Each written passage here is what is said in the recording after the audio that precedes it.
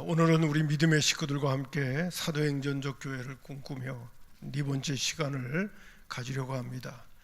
특별히 많은 성경학자들도 그렇고 또 말씀을 전하는 지도자들이 사도행전에 나오는 말씀 가운데 특별히 교회를 이야기할 때 예루살렘 교회도 참 우리에게 본이 되는 아름다운 역사를 많이 이루었지만은 정말 안팎으로 본이 되는 교회가 있다면 바로 그 교회가 안디옥 교회가 아니겠냐고 하면서 안디옥 교회를 본받자 하는 그런 메시지를 우리에게 많이 전해주고 있습니다.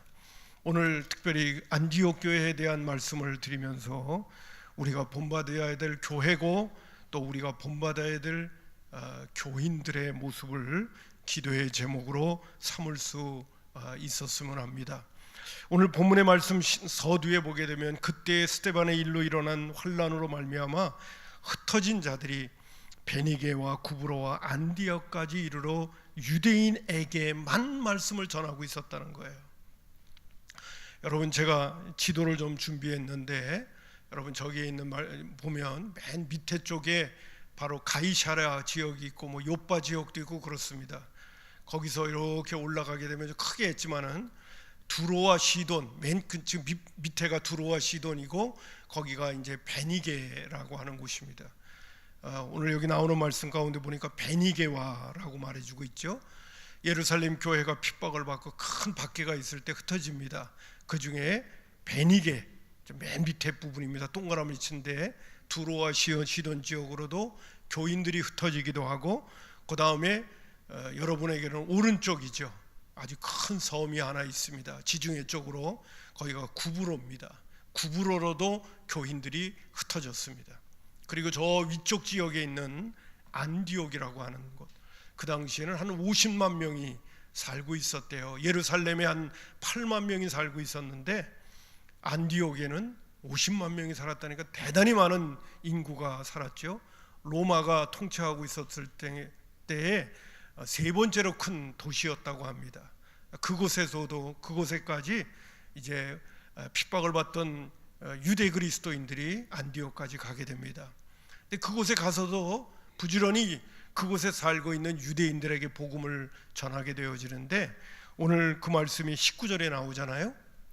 근데 이제 20절로 넘어가게 되면 특별히 구브로와 구레네 몇 사람이 안디옥에 또 이르게 될 때 헬라인에게도 말하여 주 예수를 전파했다 그랬어요. 여기서 보면 헬라인이라는 단어가 나왔다는 그 자체가 바로 이거는 아주 이방인들을 이야기하는 것입니다. 그리스인들을 얘기하는데 헬라인에게도 이제 말씀을 전하기 시작했어요. 이방인에게도 전하기 시작했는데 이 놀라운 일이 일어났어요. 21절에 보니까 주의 손이 그들과 함께 하심에 수많은 사람들이 믿고 주께로 돌아온 거예요. 그래서 이 안디옥 교회는 어떤 교회냐면 이방인들이 주축이 되어져 세워진 교회가 이 안디옥 교회입니다. 그래서 이렇게 이방인들이 주축이 되어져 세워진 안디옥 교회가 탄생했다는 소식이 예루살렘 교회에 알려지게 되니까 얼마 전에도 빌립 집사님이 사마리아에 내려가서 복음을 전했더니 사마리아 교회가 탄생하는 걸 보고 예루살렘 교회가 걱정이 되어져 가지고 수제자였던 베드로와 요한을 사마리아로 보내게 되거든요. 그래서 그들에게 성령도 받도록 그렇게 이끌어주는 일이 있었는데 예루살렘 교회가 또 소문을 들었는데 저 윗지방에 있는 안디옥이라고 하는 곳에 그것도 이제는 아주 정말 유대인이 아니라 이방인들입니다. 이건 그들에게도 하나님의 복음의 역사가 일어나게 되고 예수 믿는 사람들이 엄청 생겼다는 거예요. 그러니까 예루살렘 교회가 또 걱정이 된 겁니다. 제대로 복음이 전해졌나, 또 제대로 예수를 믿고 있나, 이 걱정이 돼가지고 예루살렘 교회에서는 헬라파 유대인이기도 하고 아까 거기 지도를 보게 되면 구브로라고 하는 섬의 출신인 이 바나바라고 하는 인물을 이제 이 안디옥 교회로 파송을 하게 되어집니다. 근데 전에는 보면 베드로와 요한같이 두 사람씩 갔는데 어떻게 된 것인지 이 바나바는 혼자 가게 되어져요. 그리고 오늘 나오는 말씀 가운데도 바나바가 정말 훌륭한 사람이라는 부분이 언급되어지기도 하죠. 그는 착한 사람이고, 여러분 24절에 나오고 성령과 믿음이 충만한 사람이었다라고 말씀하고 있습니다. 예루살렘 교회가 정말 신이 많은 사람 중에 한 사람이 바로 누구였느냐? 그가 바로 바나바였습니다. 바나바를 안디옥 교회에 보내게 되어지죠. 어떤 면에서 바나바도 걱정을 하면서 안디옥 교회의 그 먼 거리까지, 한 500km 정도 되거든요. 그 먼 거리까지 가게 되어지는 겁니다. 과연 제대로 믿음을 갖고 또 신앙이 들어갔는가 하는 이런 것들이 바나바에게도 걱정이 됐겠죠. 자, 근데 23절에 보니까 그가 이르러 하나님의 은혜를 보게 되어졌어요. 안디옥 교회가 하나님의 은혜가 있는 거예요. 뿐만 아니라 한마디로 표현한다면 뭐냐면 안디옥 교회가 제대로 복음이 들어갔고 제대로 예수를 믿고 있고 하나님의 은혜가 안디옥 교회에 넘치는 겁니다. 그 모습을 바나바가 보고서 기뻐했다고 말해주고 있어요. 여러분, 하나님이 하시는 일이 놀랍게 안디옥에 있는 이방인에게 이루어지고 있는 모습, 여러분 거기 21절에도 주의 손이 그들과 함께 하시매라는 말씀도 나오잖아요. 그들이 예수 믿도록, 여러분 예수를 제대로 믿는 것은 성령님의 도우심이 아니면 절대로 안 됩니다. 우리가 아무리 애쓰고 노력하더라도 성령님이 구체적으로 도와주시지 않으면 믿음은 제대로 세워지지 않는 거예요. 왜? 여러분 잘 아는 것처럼 눈에 보이질 않잖아요. 여러분 사도행전에 나오는 메시지 가운데 보게 되면 모든 분들의 그 일괄적인 메시지가 뭐냐면 예수님이 구주입니다, 예수님이 메시아입니다, 예수님이 그리스도입니다, 예수님이 구세주입니다라는 걸 전하는데 가장 결정적인 메시지가 뭔지 아세요? 예수님을 너희들이 십자가에 못 박아 죽였는데 하나님이 살렸다. 모든 분들의 메시지 가운데 이방인에게도 복음을 전하는데 가장 중요한 핵심, 예수가 누구인가, 예수를 믿어야 된다라고 할 때 예수를 왜 믿어야 되느냐? 하나님이 그를 사망에서 살렸다는 거예요. 그래서 우리에게 믿을 만한 증거를 보여주셨다는 거예요. 그렇기 때문에 여러분도 예수를 믿고 구원받으라고 이렇게 복음을 전하는 겁니다. 근데 여러분, 바울은 부활하신 예수님을 다메섹 도상에서 보기도 했고요, 예수님이 부활하셨을 때 승천하실 적에도 500여 성도들에게 나타나서 태반이나 살아있다고도 하시면서 말씀을 전할 때 본 사람들이 있지만은 그 이후에 이방인들은 부활하신 예수님을 어떻게 보았겠어요? 볼 수 없잖아요. 근데도 믿어야 되잖아요. 부활하신 예수님이 나의 구주라고 하는 것을 믿게 해주시는 결정적인 역할은 성령님이 하시는 거거든요. 근데 이 안디옥 교회에 많은 믿는 자들이 예수님을 구주로 영접하고 안디옥 교회를 탄생시킬 적에는 누구의 역사가 있었느냐? 바로 성령님이 뜨겁게 역사하신 거죠. 복음이 증거되게 될 때 예수가 바로 하나님의 아들이시오, 하나님이 부활시키셔서 우리의 구세주가 되게 해주신 우리의 메시아입니다라고 전했더니 성령님이 일하신 거다. 그들에게 믿음이 생긴 거예요. 역사가 일어나고 있는 걸 바로 바나바가 보고 기뻐했다고 했어요. 그러면서 뭐라고 말씀하냐 하면 너희들이 지금 믿고 있는 그 믿음을 굳건한 마음으로 주와 함께 머물러 있으라 하는 권면의 말씀을 주게 되어집니다. 그러나 이제 바나바가 안디옥 교회가 탄생하게 됐는데 많은 사람들이 예수를 믿는데 그들이 믿는 것으로만 끝날 수는 없거든요. 그들이 신앙이 자라야 되거든요. 그리고 가만히 보니까 혼자 하기가 너무 어려운 거야. 그래서 안디옥에서 가까이에 있는 다소라고 하는 곳에 가 있는 나중에 바울 사도가 되어지는 사울을 직접 자기가 가서 그를 데리고 안디옥 교회에 오게 되어지는 겁니다. 여러분 거기 성경 나오는 말씀 가운데 보니까 25절에 큰 무리가 죽게 돌아온다고 24절 하반절에 언급되어지고 25절에 바나바가 사울을 찾으러 다소에 가서 누구도 찾지 않는데 이 바나바는 사울이라고 하는 것이 사울이 어떤 인물이라는 것을 이제는 익히 알고 있었습니다. 나 혼자 안디옥 교회 교인들을 가르치는 것보다 이 사울과 함께 동역하면서 안디옥 교회 교인들을 잘 가르쳐야 되겠다, 그렇게 마음을 먹고 바나바가 사울을 찾으러 사울의 고향인 다소에 가게 됩니다. 지도를 보게 되면 안디옥 바로 옆에 있어요. 근데 여러분, 바나바가 사울과 함께 동역을 하게 되어지는 중요한 사울의 특징이 있습니다. 네 가지를 지적할 수 있어요. 그가 처음에 첫 번째는 헬라인에게도 복음을 전했다는데, 여러분 한마디로 표현한다면, 오늘날로 말한다면 사울은 영어에 능통한 사람이에요. 그때 당시에 공용어가 헬라어거든요. 근데 이 다소에서 태어난 사울은 헬라어에 능통한 사람입니다. 그러니까 헬라인들에게, 이방인들에게 복음을 전하는 데 있어서 언어에 문제가 없어요. 두 번째로는 사울이라고 하는 인물은 이방인들의 문화를 이미 그는 어렸을 때부터 습득한 사람입니다. 그러니까 이방인들에게 복음을 전하는 데 있어서 문화나 소통에 있어서 어려움이 없는 사람이에요. 유대인들이 전한다면 여러 가지 갈등이 많이 있을 수 있는데, 이 사울은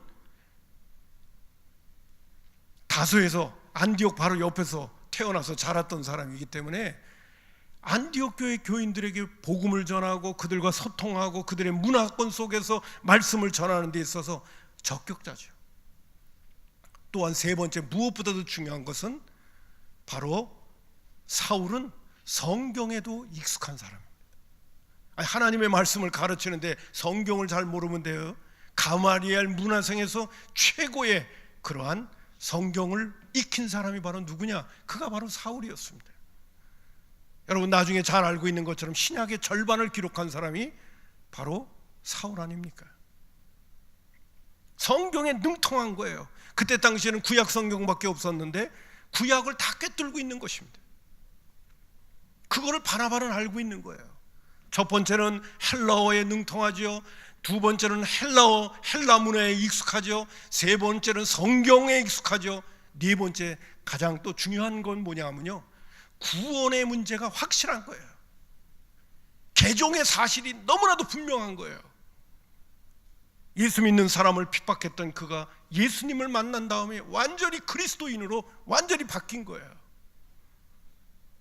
여러분, 특별히 모태신앙에 있는 분들 가운데 보게 되면 이 개종이고 분명한 구원의 이 어떤 체험이라든지 이런 부분들이 좀 희미할 때가 있는 걸 많이 보게 됩니다. 그러다 보니까 신앙생활 하는데도 생각보다 의심들이 많아요. 그러나 체험이 분명해 버리면 구원의 확신이 딱 마음에 분명하게 자리 잡게 되어지죠. 여러분, 근데 모태신앙의 어려움이 바로 그런 부분이에요. 구원을 못 받았다는 얘기가 아니라 이 분명한 전환점이 없다 보니까 때때로는 어려움이 있을 때가 많아요. 다른 사람한테 복음을 전할 때도 확신을 가지고 전하지 못하는 그런 문제가 발생할 수가 많습니다. 근데 사울은 안 그랬어요. 그가 예수 믿기 이전과 이후가 너무 분명한 거예요. 그리고 부활하신 예수님을 만나기까지 했어요. 이 사람보다 더 적격자는 없는 거예요. 바나바는 그걸 알고 있는 거예요. 그래서 아마 예루살렘에서부터 두 사람을 보낸다고 할 적에 내 혼자 가겠다고 했는지도 모르겠어요. 끊임없이 기도하면서 함께 동역해야 될 일꾼을 생각하고 있었던 사람이 바나바가 아니었겠나 하는 생각을 가져요. 그래서 여러분, 거기 나오는 말씀 가운데 보니까 바나바가 사울을 찾아 다소에 가서 데리고 와가지고 26절에 보니까 만남의 안디옥에 데리고 와서 둘이 이 교회에 1년간 모여 있어 큰 무리를 가르쳤는데 제자들이 안디옥에서 비로소 그리스도인이라는 일컬음을 받게 되어졌다는 거예요.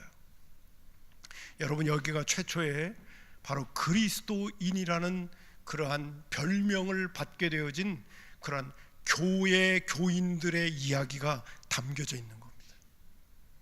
여기 그리스도인이라고 일컬음을 받았다는 것이 믿지 않는 사람들이 안디옥 교회 교인들을 보면서 저 사람들은 크리스찬이아누스야.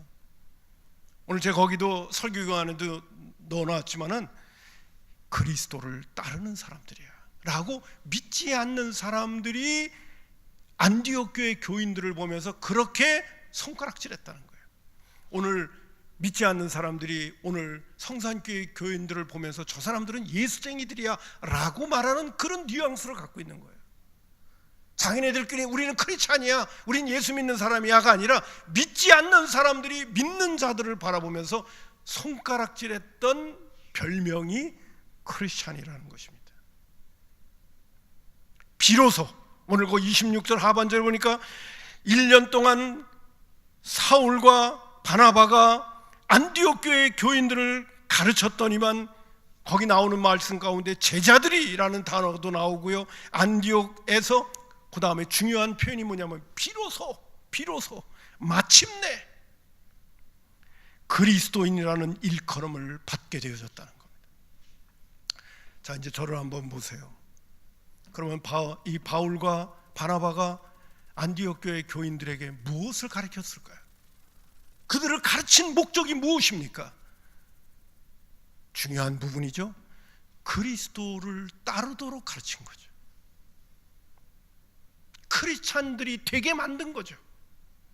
가르침의 목적은 바로 그리스도께 속한 자가 되도록, 여기에 있는 그 헬라어 단어는요 그리스도를 따른다는 표현도 나오고 그리스도께 속한다는 표현도 나와요. 믿지 않는 사람들이, 저 사람들은 제가 좀 극단적인 표현한다면 예수에 미친 사람들이야, 그렇게 손가락질했다는 것입니다. 여러분, 그 당시에는요 믿지 않는 사람들이 예수 믿는 사람을 했다는 게 손가락질인 거예요. 예수에게 미친 사람들이라고 자기네들끼리 손가락질인 거예요. 이게 좋은 뉘앙스가 아니에요. 어떤 면에서는 나쁜 뉘앙스입니다. 그러나 여러분 보세요. 안디옥 교회 교인들에게 사울과 바나바가 부지런히 가르친 것은 예수에 미친 사람들이 되도록 만드는 일이었어요. 제가 오늘 여러분에게 이 말씀을 드리면서 첫 번째 이런 질문을 던지고 싶습니다. 예수 믿는 그리스도인들의 성공이 무엇입니까? 여러분, 예수 믿는 그리스도인의 성공은 그리스도께 미치는 사람들이 되는 겁니다. 크리스찬이 되는 겁니다.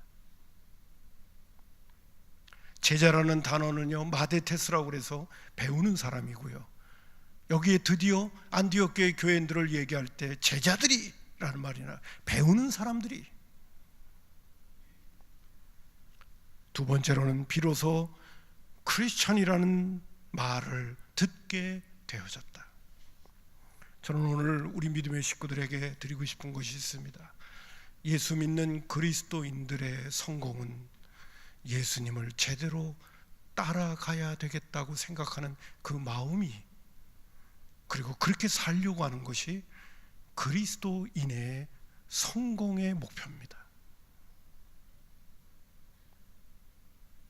바울과 바나바 역시도 안디옥 교회 교인들을 가르쳤던 중요한 가르침의 목적은 크리스찬을 만들려고 했던 거예요. 예수에 미친 사람, 예수를 따르는 사람, 예수님의 삶을 본받기를 원하는 사람들을 만들어내기를 원했던 것이 사울과 바나바의 가르침의 목적이었다는 사실입니다.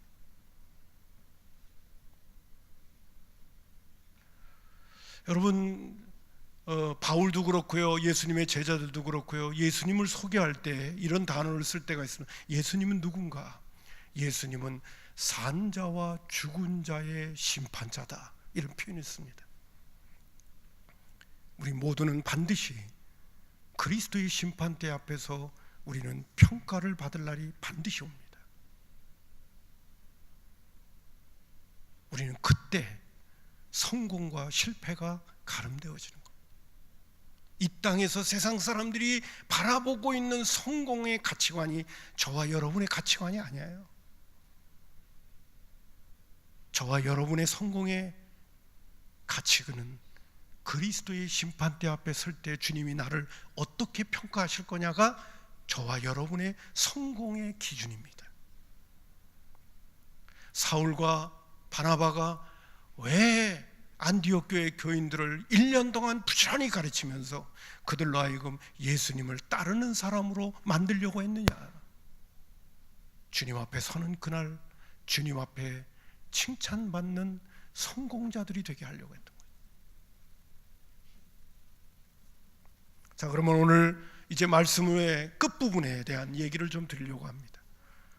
예수님의 뒤를 따르는 자들, 예수님에게 소속된 자들, 예수님을 본받는 자들이 그리스도인이라고 한다면 도대체 그러면 예수님의 무엇을 본받아야 된단 말입니까? 제가 그 공감복음에 있는 말씀들을 보니까요, 예수님이 온 것은 그러면서 아주 구체적으로 내가 온 것은이라는 쓰면서 예수님께서 사용하신 내용들이 있어요. 그것을 제가 4가지만 정리해 봤는데요, 예수님은 어떤 분이신가? 1번은 하나님의 뜻을 행하러 오신 분이다. 요한복음 6장 38절에 보면 내가 하늘에서 내려온 것은 내 뜻을 행하려 함이 아니요 나를 보내신 이의 뜻을 행하려 함이니라 그랬어요. 나를 보내신 이의 뜻이 누굽니까? 하나님의 뜻을 행하려고 나는 하늘에서 이 땅에 내려왔다고 말해주고 있어요. 2번째로 예수님이 이 땅에 오신 목적은 전도하러 오셨다고 얘기합니다. 마가복음 1장 38절에 이르시되 우리가 다른 가까운 마을로도 가자 거기서도 전도하리니 내가 이를 위하여 왔노라. 여러분, 제가 지금 이런 말씀들을 인용하는 이유를 아시죠? 우리가 본받아야 될 중요한 인생의 목표들이라는 거예요.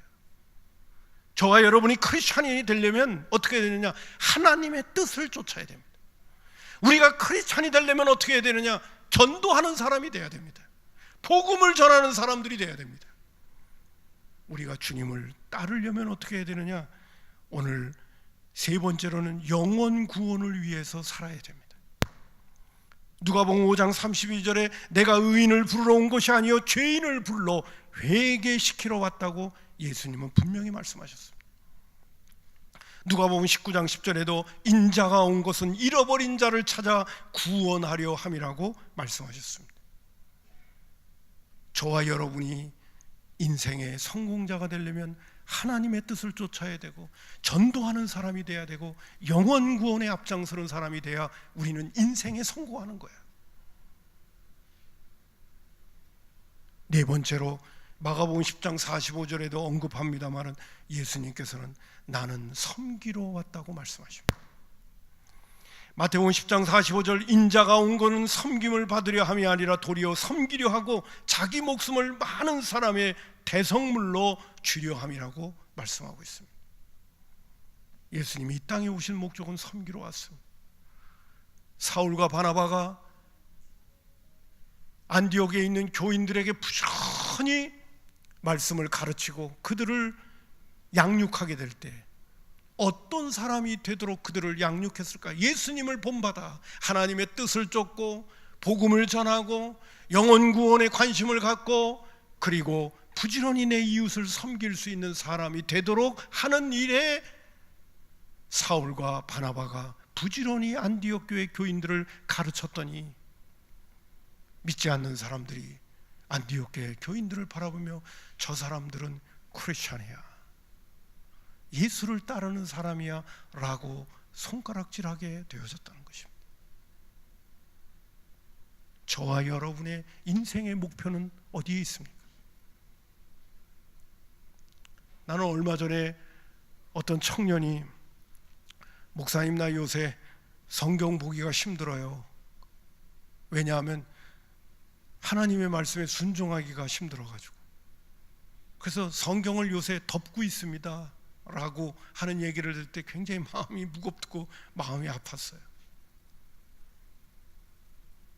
성경이 뭐를 이야기하고 있는지 잘 알고 있는 모양이에요. 여러분, 저와 여러분의 인생의 목표가 어디 있는가 다시 한번 생각하시면서요, 오늘 저와 여러분의 인생의 목표는 크리스찬이 되는 것입니다. 크리스찬이 된 게 아니라 크리스찬이 되어야 합니다. 여기에 저와 여러분의 인생의 목표가 있고 기도 제목이 필요하다는 거죠. 저는 예전에요, 이제 지금은 작고하셨지만은 헨리 나우엔이라고 하는 상처 입은 치료자라고 하는 유명한 책을 쓰신 분인데, 이 헨리 나우엔은 1932년에 태어나셔서 1996년, 요새같이 80세까지도 사시는 분들이 많다 보면 일찍 돌아가신 것 같아요. 60몇 세 사신 것 같습니다. 이분은 존경받는 교수였고 학자였습니다. 그러나 1981년에 하나님의 사랑에 빚진 자로서 거룩한 부담감을 느끼고, 그가 존경받는 교수요 학자임에도 불구하고 페루의 빈민가로 떠나 한 3년 동안 그곳에 있는 민중들을 섬기는 일을 하게 됩니다. 그러다가 다시 하버드 대학교 신학부에 또 초청이 되어져 가지고 대학에 돌아와서 3년 동안 그들을 가르치다가 결국 그는 1986년에 캐나다의 발달 장애인 공동체인 라루시 네이 브레이크라고 하는 그곳에 가서 그가 1996년 9월에 심장마비로 소천할 때까지 10년 동안 그는 그 발달 장애인들을 섬기다가 세상을 떠나게 되어진 그러한 인생을 살았던 분의 이야기를 들은 적이 있습니다. 여러분, 대학에서 존경받는 학자요 교수이면 남은 생에 편안하게 얼마든지 많은 사람들에게 영향력을 자기 나름대로 미치면서 살 수 있음에도 불구하고 왜 그 남은 10년을 발달 장애인들이 머물고 있는 그곳에 가서 그들을 섬기다가 세상을 떠나게 되어졌을까요? 저는 예전에 한편으로는 대단한 분이라고 생각하면서 왜 그분이 그런 결정을 하게 되어졌는가라는 부분을 생각할 때마다 오늘 제가 드리고 싶은 이 말씀과 연결이 되어져 있는 거죠. 인생의 성공의 목적이 그 나름대로 그 마음속에 분명한 거죠. 예수님의 뒤를 따른다는 게 무엇인가? 크리스찬이 된다는 게 무엇인가? 그것이 바로 하나님의 뜻을 좇는 것이고 복음을 위하여 사는 것이고, 그리고 무엇보다도 나는 섬김을 받으러 온 것이 아니라 섬기려 하고 많은 사람들에게 나는 희생제물이 되기 위하여 오셨다고 하신 그 예수님의 삶을 분명히 바로 자기가 살아가야 할 삶의 목표라고 하는 것을 헨리 나우엔이 알았기에 남은 생애만큼은 자기는 부끄럽지 않는 삶을 살고 싶어서 삶의 현장 속으로 들어가 특별히 발달 장애인들의 그 어려운 환경 속에 있는 그들을 도우려고 10년 동안 살다가 세상을 떠나게 되어지지 않았나 하는 생각을 다시 한번 가져봅니다. 오늘날 어떤 부분은 인생의 말년 가운데는요, 미국에 있는 이야기지만은 좌우한 1년의 인생의 말년 가운데는 플로리다라고 하는 그 휴양 도시에 예수 믿는 크리스찬들이 거기에다가 별장을 사고 남은 생에는 거기서 쉼을 얻으면서 인생을 마무리하겠다고 하는 많은 분들이 있다는 겁니다. 과연 그 하나님이 기뻐하시는 일일까 하는 그런 질문을 던지는 이야기를 들으면서 남은 생에는 어떻게 살아가야 할 것인가 하는 그런 생각이 또 들기도 하더라고요. 여러분, 주님께서 정말 오늘 우리가 어떻게 살기를 바라시는가? 내가 크리스찬이 된다는 것이 무엇인가? 우리 다시 한번 생각할 수 있었으면 좋겠고요. 오늘 안디옥 교회 교인들이 크리스찬이라는 이 말을 믿지 않는 사람들에게 들었던 그 이유가 바로 2000년이라고 하는 기독교 역사 가운데서 모든 교회들이 본받아야 될 중요한 교회가 되어진 그 가장 중요한 모습이 아니었나 하는 생각을 다시 한번 가져보게 되어집니다. 우리 모두가 오늘도 믿음의 눈을 열고 성령이 충만해서 오늘 주님이 걸어가셨던 그 길을 우리가 잘 본받아 걸어감으로 말미암아 우리가 주님 앞에 서는 그날 꼭 주님 앞에 칭찬듣는 그런 믿음의 끝이 저와 여러분이 되었으면 좋겠습니다. 기도하겠습니다. 고마우신 아버지 하나님, 오늘 주님 앞에 나와 하나님 앞에 예배드리는 믿음의 식구들을 붙들어 주옵소서. 우리는 어려운 그러한 역사의 수레바퀴에서 살다 보니까 돈을 많이 벌고 편안하고 그리고 많은 것들을 소유하면 그것이 성공이라고 생각하는 그러한 세속의 가치관에 우리의 자신들이 너무나 많이 물들어 있습니다.